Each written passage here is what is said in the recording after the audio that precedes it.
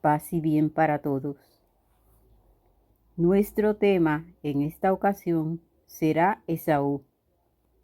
Conocemos que Esaú era de pelo rojizo, que se convirtió en un excelente cazador, que vendió los derechos de primogenitura a Jacob por un plato de lentejas, y que perdió la bendición de primogénito a manos de Jacob. Esaú era materialista más que persona espiritual.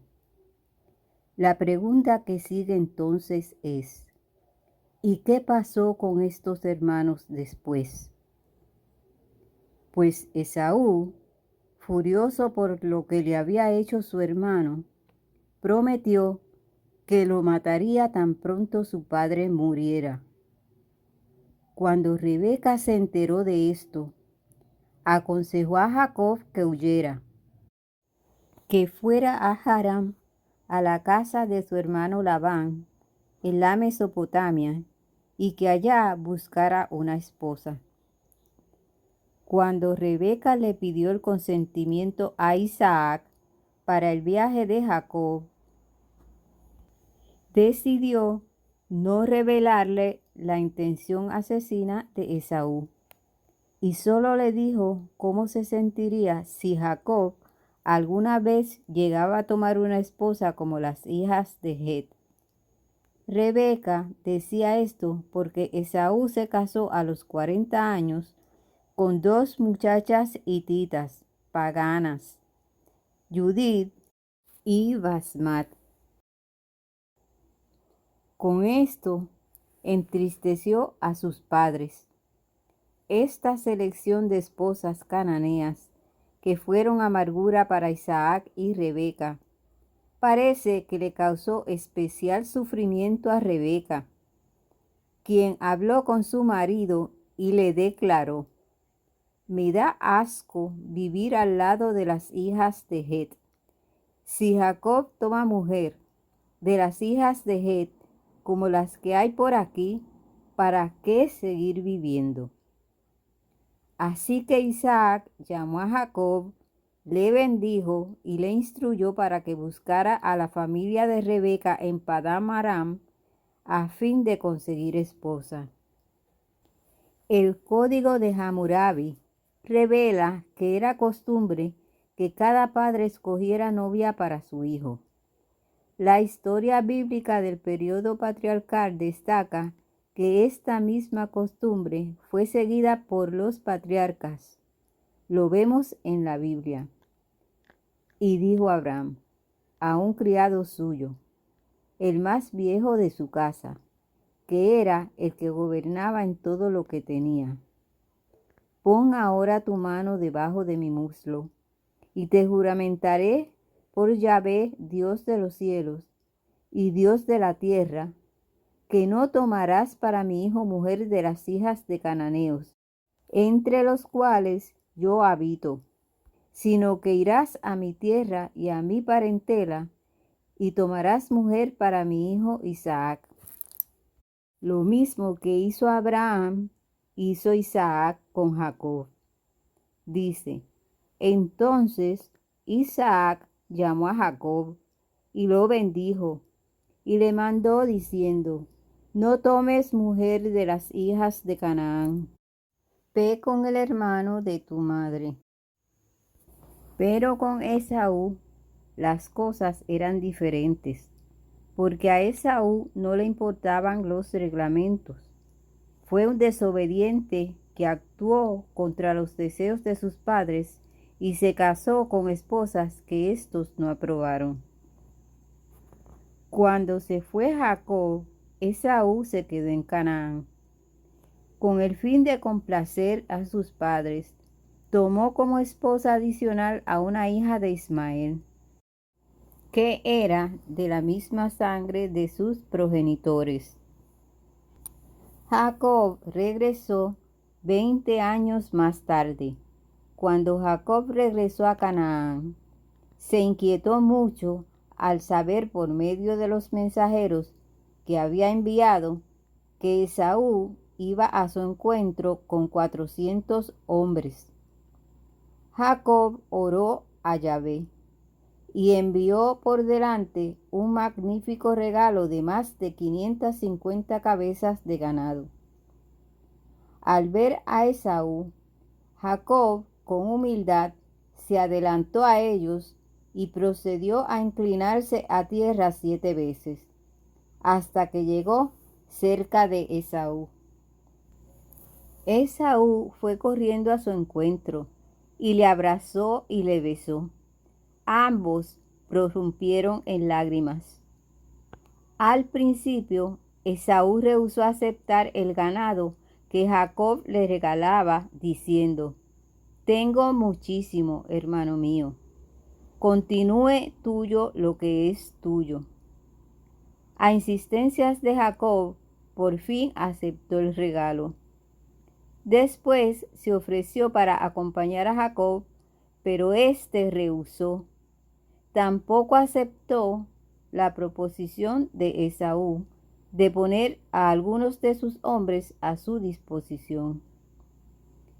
Esaú y Jacob estuvieron juntos otra vez 23 años después en el sepelio de su padre, cuando Isaac murió viejo y lleno de días.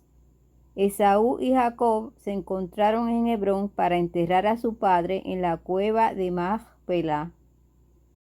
Esaú tenía que saber que Jacob tenía derecho a la bendición de su padre porque había adquirido la primogenitura de forma legal.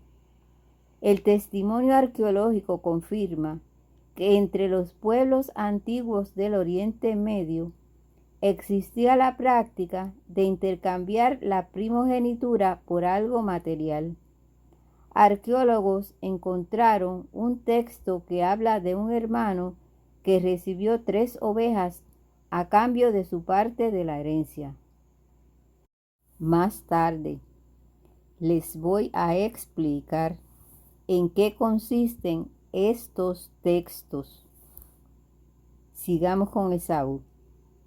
¿Recuerdan la bendición secundaria que dio Isaac a Esaú?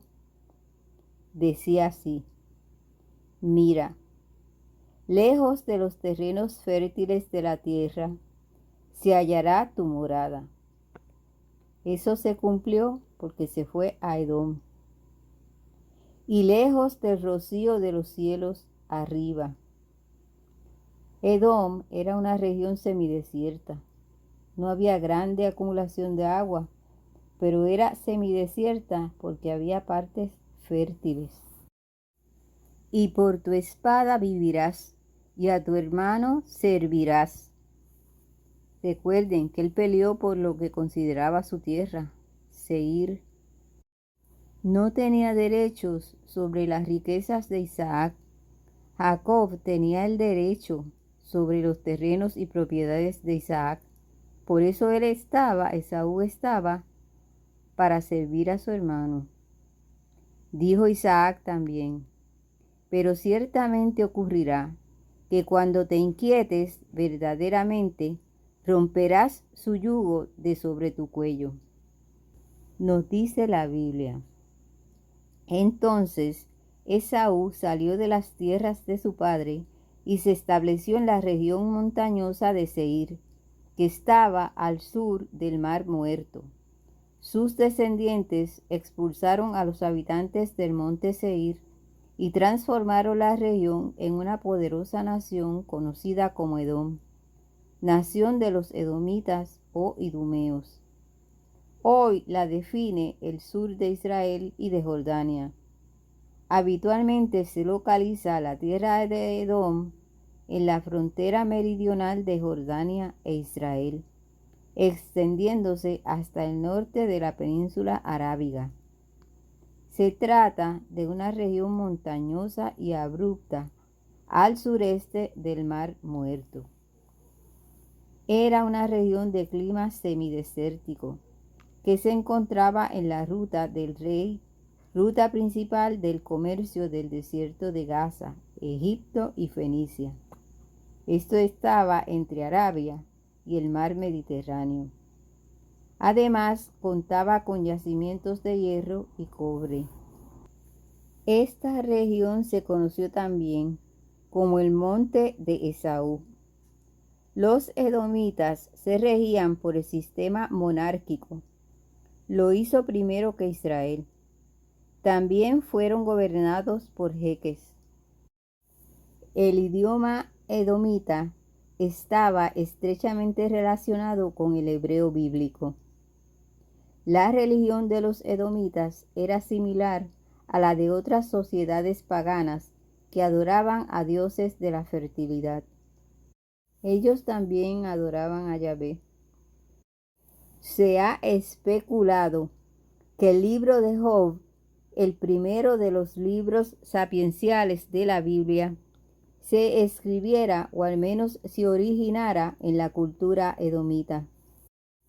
La supremacía de Jacob sobre su hermano mayor, anunciada ya en el momento del nacimiento, quedó finalmente establecida. Como consecuencia de esta duplicidad por parte de Jacob, el progenitor de los israelitas, surgió la profunda enemistad que dominó las relaciones de Israel con Edom. Quiero que conozcan algo que me llamó mucho la atención. Fueron los textos de Nuzi y las costumbres de los patriarcas. Otro descubrimiento importante, de gran ayuda en la rehabilitación histórica de los patriarcas, fue la excavación de Nuzi, un lugar pequeño y antiguo en el norte de Irak. Allí se descubrieron muchos textos escritos durante el periodo patriarcal. Estos textos confirman, en primer lugar, las conclusiones sacadas del estudio del Código de Hammurabi respecto a las condiciones sociales y legales que prevalecieron en el tiempo de los patriarcas. Un estudio de dichos textos revela que las costumbres del periodo patriarcal no encajan en ningún otro periodo de la historia antigua. El profesor Albright, conocido arqueólogo de la Universidad Johns Hopkins, pudo por lo tanto decir en 1950, debido al descubrimiento de estos textos, dice, ya no podemos negar por más tiempo la historicidad sustancial de la tradición de los patriarcas. También afirma que el panorama de Génesis es completamente histórico y no hay razón para dudar de la exactitud general de los detalles biográficos y de los esbozos personales, los cuales hacen que los patriarcas adquieran vida con un realismo ajeno a un simple carácter extrabíblico. O sea, que ese descubrimiento prueba que aquello relacionado con los patriarcas en la Biblia fue real.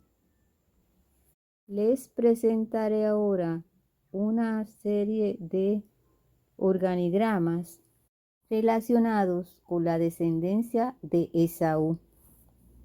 Espero que les sean de utilidad.